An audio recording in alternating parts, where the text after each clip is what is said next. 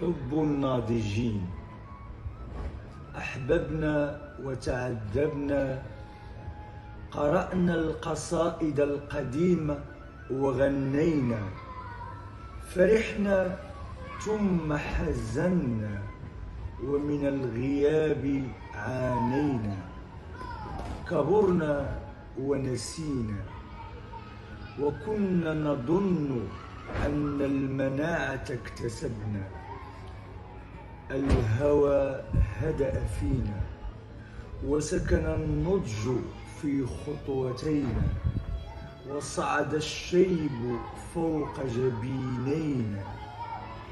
لا تقل إنا كبرنا، الشباب ما زال يملأ قلبينا، ودفوف العشق تصدح في أعماقنا، وأجراس الحنين تلاقينا.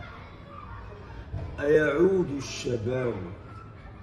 أيعود الشباب أم هو الخفقان الذي نسينا، والولع الذي أنهينا؟